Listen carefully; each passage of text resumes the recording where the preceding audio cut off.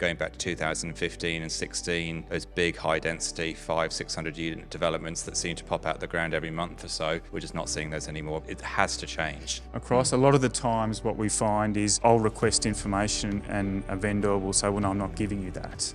Now, by doing that, you have to remember everything that I'm asking for is just normal information. Having that value of the management rights is a very, very key and fundamental thing to curing the housing shortage that we've got in Queensland. Every complex is different. I haven't set foot in one that's the same as another one. And the key fact for us is we go on site, so we're there. We see all these complexes, we see the differences, we see what's involved. It's not just decision by spreadsheet. It's not. No, not at all. There's a lot of things that go into it. Welcome to RB Radio. I'm Frank. And I'm Trudy.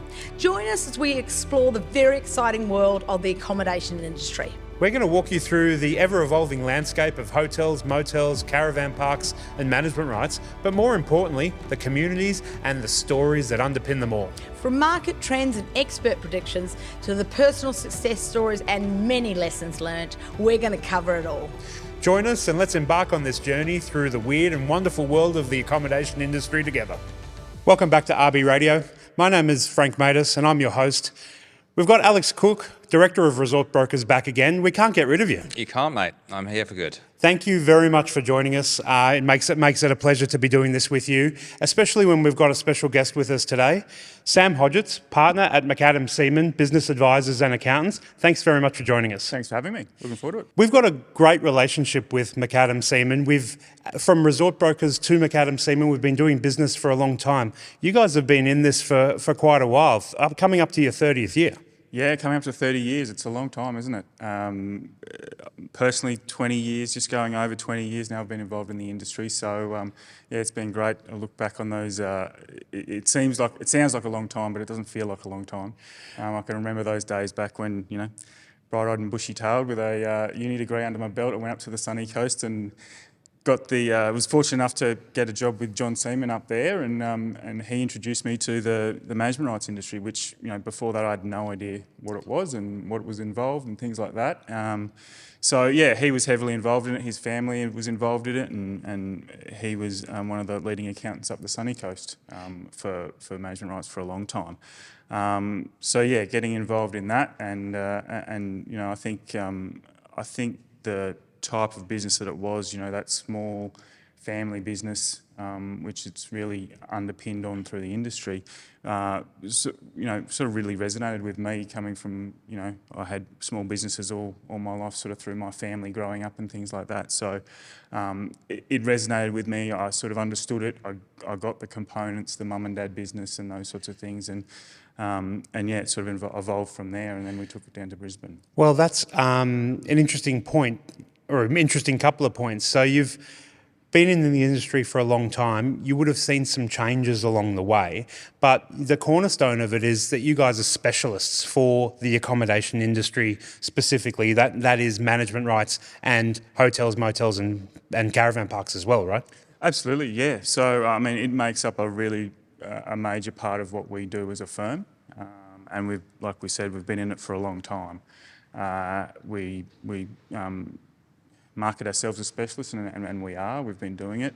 And our involvement in the industry hopefully has helped a lot of people in the industry get the best out of it for them. And of course, it's not just on the transactional side. It's you're managing your clients after they've settled and auditing and all the way through. Absolutely, we do it all. So we do purchase through the ownership, all of your auditing, all of your accounting, all of your tax and all that sort of stuff, through to sale as well. So when you go and sell, we can do profit and loss for sales, help you with that process and get the best price for your business on the way out too.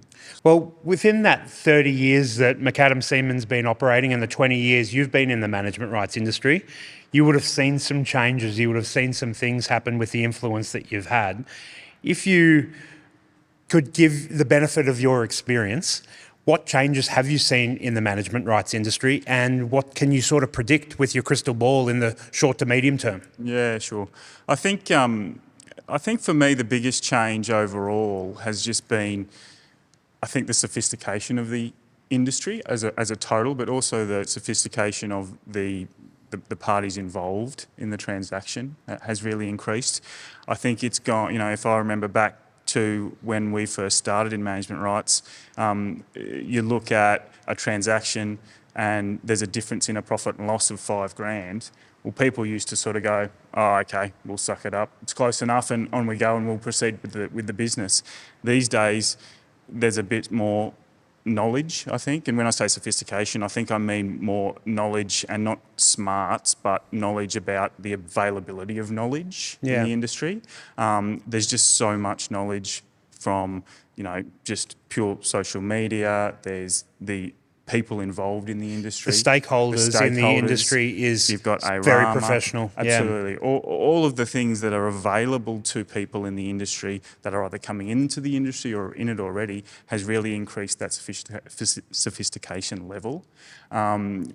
So that's the biggest change that I've seen. And I think that comes with overall how business just changes over the years, but also I think how the industry has transformed in terms of the assets as well. So previously, going back in the years, you were talking about assets that were probably on the smaller side of 50 to 100 type units, either short-term or permanent around the place. These days you can get complexes up to, there's one in Brisbane that's over 900 units these days. So when we go to those sorts of scales, it changes the scope of everything, and it changes the scope of the types of buyers, the types of operators, the sophistication levels. So I think overall that's the big change that I've seen through my time in it. And if you had to cast your mind forward, what do you foresee coming? What's on the horizon? Look, which we're going to 100% hold you to. Absolutely. Yeah. I'll lock myself into this. Yeah. To be honest with you, I don't think there's going to be huge changes in the industry. I know we've had some challenges around legislation and things like that, but I've got faith in our bodies and people that represent the industry to look after that, and that will be sorted. So I don't think there's too much of an issue there. But I think from the point, if you look at Queensland in terms of population growth and the number of dwellings, it's just completely disproportionate of what's going on. Especially as we lead up into the Olympics. We've got a 7-year runway into something that's a really globally important event, and our infrastructure from an accommodation perspective needs to evolve and probably get a little bit better. Yeah, and at the moment it's not there, if you look at the numbers. So, the smart thinking there is, well, what's the best way to get the numbers up? And it's in high density living in complexes and townhouse complexes and things like that. So there's only more runway for that into the Olympics, and moving forward, I can't see that changing. So I think from my point of view, I think the industry is probably just going to go from strength to strength, and we'll see what happens. And as a bit of a segue, it's a very good point. As with the housing shortage at the moment and the requirement for high density accommodation, as we know, it's increasingly hard for developers to get projects to stack up and for them to get out of the ground. And management rights not only provides an amazing solution for how they're going to be operated, but also adds a very important percentage onto the GDR of developments. In Queensland, it costs a developer GDR for our listeners including gross myself. development revenue. There you go. Yeah. And of course, in Queensland, it costs a developer just as much to build a 200-unit high-rise as it does in Sydney, but they're achieving a lower square metre rate. So, having that value of the management rights is a very, very, key and fundamental thing to curing the housing shortage that we've got in Queensland, I feel. You see this from a boots on the ground perspective, Alex. You were involved in some of the biggest management rights transactions over the past 10 to 15 years. What are you hearing from the developers and the operators of the people that would be in charge of creating that that quantity of high density living? What are they saying? Look, I don't think there's any. I think to get high density strata accommodation out the ground, you're relying on an investor market. You're not going to do a high end user, high density project that's all owner occupied, so you need those investors. And unfortunately, with the way banks are lending at the moment, the overseas market not being there, FIRB restrictions, there's probably that investor market's holding things back, plus obviously construction costs being through the roof. So certainly the majority of the development that we're seeing these days is your more one per floor, high-end end user type development. Going back to 2015 and 16, those big high density 500-600 unit developments that seem to pop out the ground every month or so, we're just not seeing those anymore. But it has to change. It's a solution that the government has to fix. How they fix it, I don't know. But development is secular and it will come back. Well, I don't want to misquote our property economist Josh, but I believe one of his statistics are that 60% of dwellings will be in high density by 2030 or something to that effect. I don't want to misquote him, but that it provides a challenge for the government and the industry moving forward. Yeah, definitely. Macadam Siemon is involved not just from an operator perspective, not just from a buyer perspective, but also from a seller perspective. Give us some ideas, Sam, in regards to what are your main considerations when you are, for instance, preparing figures for sale for a seller of a management rights? Yep. Yeah, great. So I guess from my perspective, just to take a step back about that, it's really about, and I think from an education point of view for the industry on how we prepare numbers and why we prepare them that way, because it's important, and I try and talk to all my clients about that, is why do we do it the way that we do it? And the fact is that we prepare a specialised profit and loss for sale. Because this is a little bit different to other commercial transactions. We're relying on some industry specific averages, right? We can be, yeah. So we do a profit and loss for sale, which is specialised, and it is the benefit we have is we have a definition for it in the contract of sale. So we know what it is. So it's essentially all the operating income less all of the operating expenses, with the exception of personal things to the operator, financing costs, and what we call a two-person management team. And that's probably the biggest. We talk about that as an industry a lot, don't we, Alex? Everything's through the eyes of a two-person management team in this industry. And as it has to be, because as we know, the industry started as a mum and dad cottage business. If you've got a mum and dad running a business on the Gold Coast, working 10 hours a week each, and it's netting $100, you can't take $120 off there for wages, because there wouldn't be business left to sell. So it's really stemmed. It's stemmed from the fact that it is a cottage industry. People at the more corporate end seem to think it's a bit of a rort, but it's unfortunately it's unavoidable given the smaller type of management rights that are out there. So these are specialised numbers that are prepared for sale, and what they do, in my mind, from an industry point of view, is they protect the industry and all the stakeholders, in that when we're buying and selling, the numbers are done on the same basis every time. So it provides some uniformity so the industry can compare apples with apples, not apples with banana. Exactly right. Yeah. So when you purchase in, you buy on a certain set of numbers. When you go to sell that business, because we've got to remember as well, these businesses are highly transacted businesses. Yeah. We see them turning over every 3, 4, 5 sort of years. An operator will stay in and then turn them over. That doesn't happen in a lot of industries.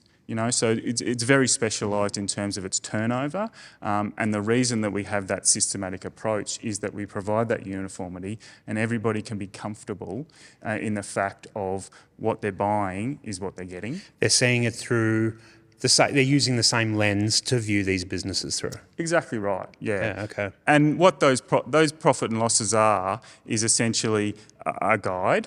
Okay, and they fix a point in time, because we only base it on 12 months, which again is very different to how the rest of the business world operates. To base a purchase at sometimes, we're talking millions of dollars. And that's not to scare people away who don't understand management rights. It's on the back of the fact that there is in fact legislation that these businesses have got a legislated income over a fixed period of time, or almost, generally fixed period of time, be it through the accommodation or the standard module, which is between 10 and 25 years. Yeah. Is that why that we can look at only 1 year and be comfortable with the way things are progressing?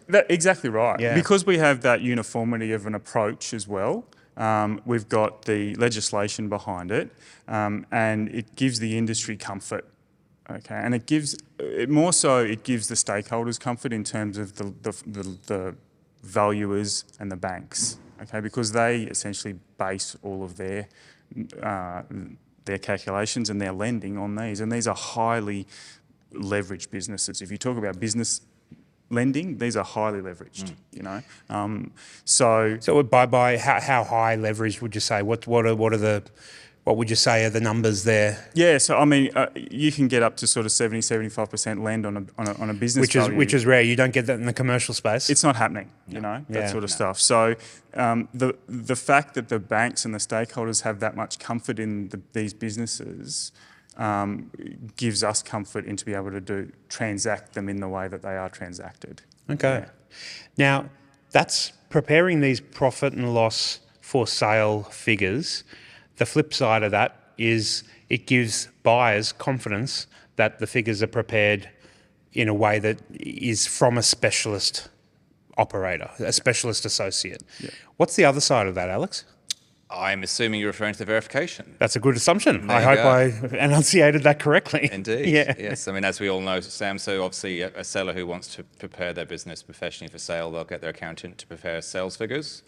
And once that's sold, that goes to contract. And the first stage of that process would be a verification, which you also do. Yes, we do. Yeah. Similar processes, doing sales figures to verification?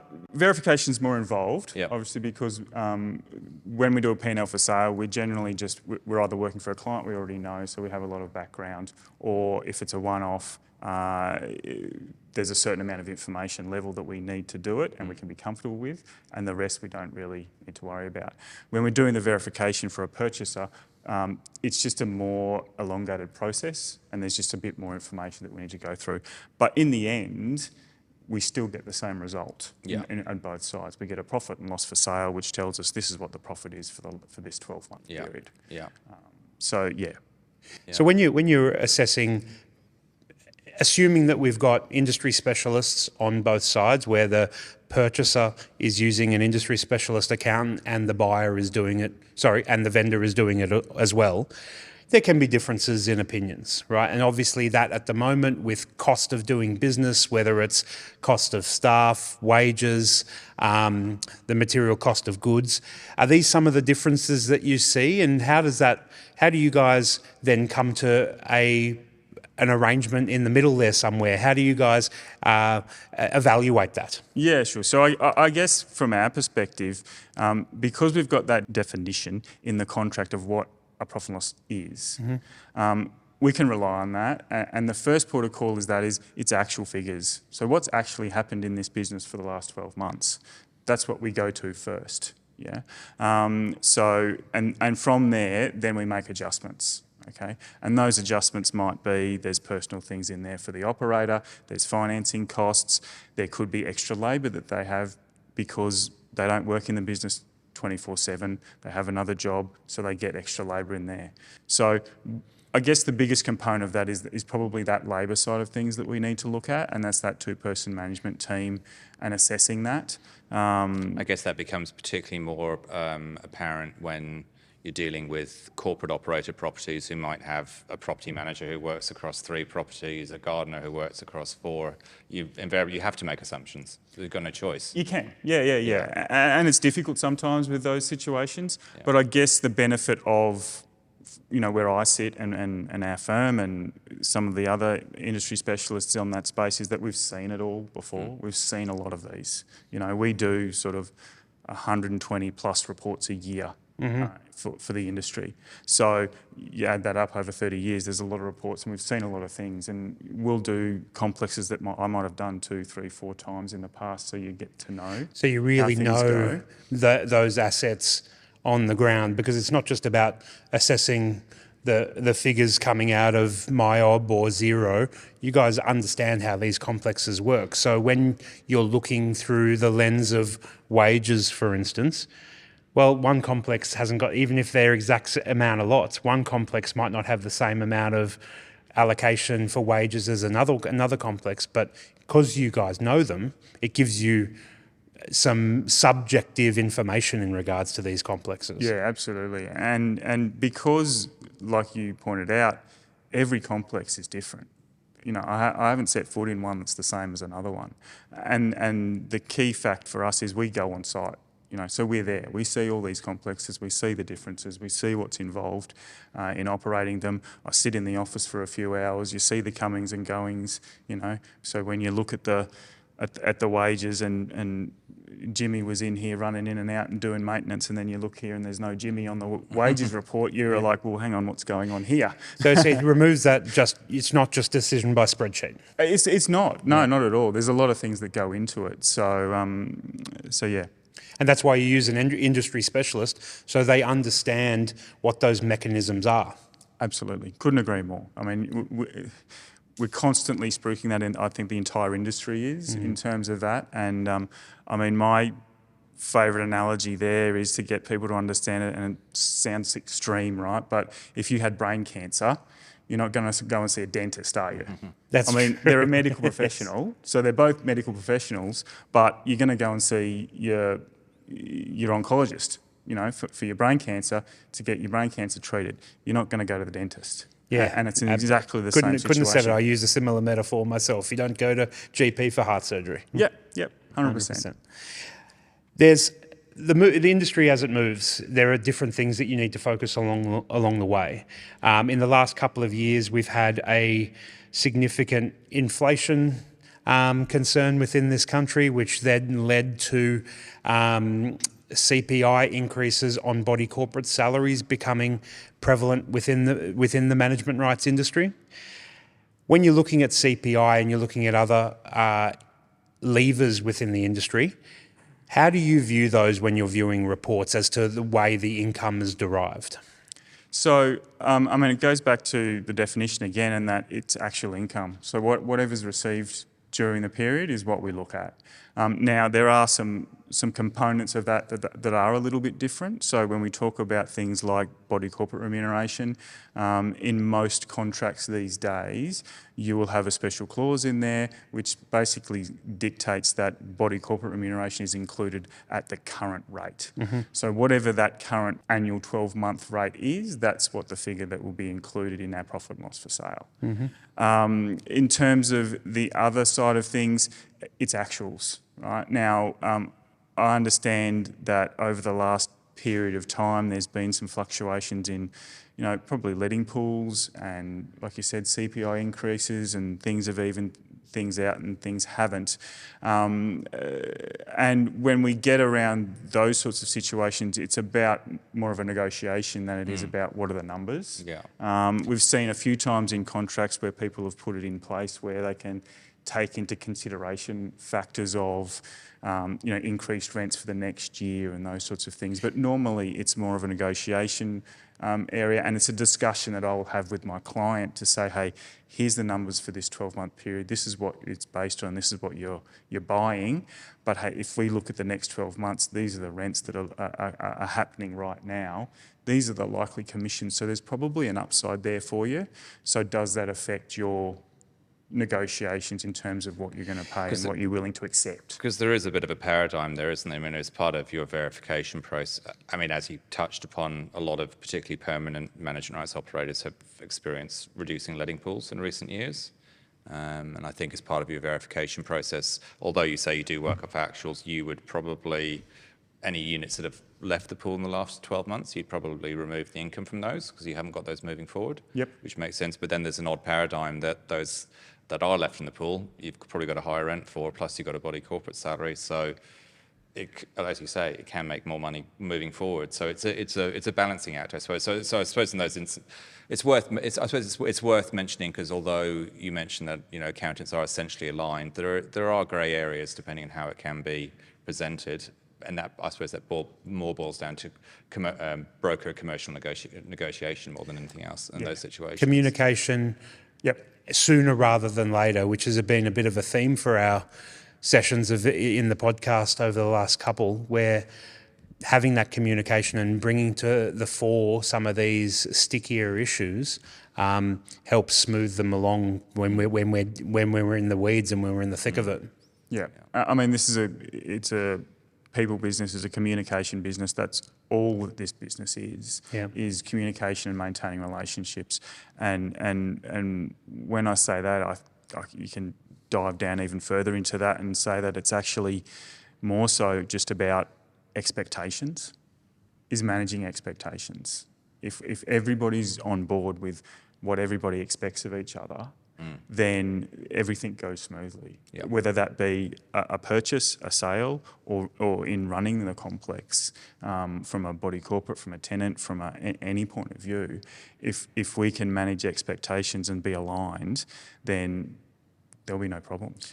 Yeah, it's when people are operating in silos that, they plant their flag on a particular issue, and that if we're not communicating and talking about those, that's where you come to an impasse on some of these issues. Everything is discussable between reasonable parties, and that's why, once again, we come back to the using specialists argument. And again, we're talking about the potential hurdles, but you're on the coalface. I'm sure you'd agree the majority of verifications do get resolved. Oh, absolutely. Yeah. Yeah. These days, I think, very rarely would we see a contract fall over because of verification. Quite often some renegotiation, but very rarely falls over. Absolutely. Very regularly there's renegotiation on issues here and there that are picked up, but it's pretty rare that something gets knocked over because of verification. Provided the figures have been done properly in the first place. So you're looking at, everyone levelling up at the right time. Yep. You get your professional figures done first, and then verification is going to be less of a arduous process because you know that you were ratified in the first place. Mate, we're getting close to the end of our time. Can you give me some rules of thumb from McAdam Siemon as to how, let's talk about from a preparation of figures standpoint to begin with, what are some of the recommendations you'd have to our management rights operators in getting the figures prepared and getting yourself prepared and ready for sale? Yeah, I think the main things are understand that everything's going to be based on actuals. So you need to have your information ready. Okay, the amount of times we go in and people don't have information, it delays the process and things like that. It's astounding. So have your information ready, understand, engage your specialist beforehand so you know what your numbers are. And then really understand the adjustments that are being made, because in the end, it's your business, right? So no one really knows it as well as you do. So go through with the specialist that you're using to prepare your numbers, the adjustments that they've made to make sure that you're comfortable with them, you understand them, and there's nothing missing there that should be included or should not be included. Yeah, okay. I think that's a really important thing in terms of that. And understand the process as well. A lot of people, even though they've purchased management rights, they don't understand the sales process. The sale process, Okay, yeah. They sat back, they had their accountant go in and do a verification, they got a report, and then they made decisions. They didn't understand how that works. We go on site, we come and see you, we talk to you, have all your information ready to answer questions. We'll send you a list of things beforehand to say, hey, this is what we need. Just have it all ready and have it there. That's an important point. So this is not something that they have to dream up. No. You can provide guidance. You give it a point by point list of things that they need to do to prepare to get this ready, so you can do your job efficiently. Yeah, that's right. And look, and I think the other thing is, don't be scared about giving information across. A lot of the times, what we find is, I'll request information and a vendor will say, well, no, I'm not giving you that. Now, by doing that, you have to remember everything that I'm asking for is just normal information, okay, that is required every time we do a buy or a sell. So I'm not going to ask for anything out of the ordinary. I completely understand, and we as an industry understand that you might have some things in your figures that you might be putting there for personal reasons or for tax reasons and things like that, which we can adjust and there's no issues. But if from an operator point of view, you make the decision that you don't want to provide us information, that's when we start to have issues. That's when, because if you don't give me information, I'll just start to look harder. Yeah. And that's when the problems are going to happen.